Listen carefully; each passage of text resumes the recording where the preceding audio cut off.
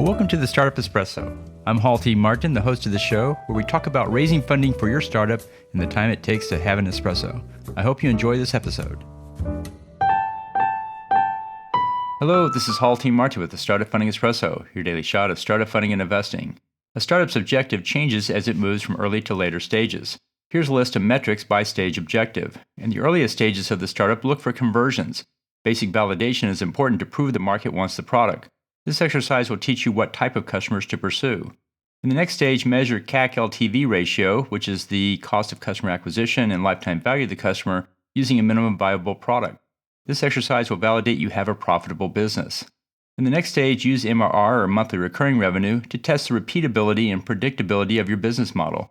This exercise will help you refine your business processes. Next, measure retention. This exercise will validate you have a business that can grow revenue rather than just maintain it. And finally, measure recognized revenue, which is the revenue for which you have provided the service, while the remainder is deferred revenue. This exercise will validate you have a self-sustaining business. In each stage, focus on the metric that helps you prove you are on the right track. Thank you for joining us for the Startup Funding Espresso, where we help startups and investors connect for funding. Let's go start us into today.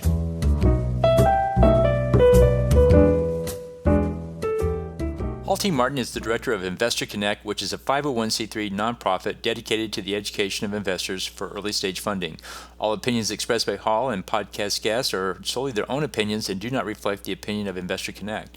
This podcast is for informational purposes only and should not be relied upon as a basis for investment decisions.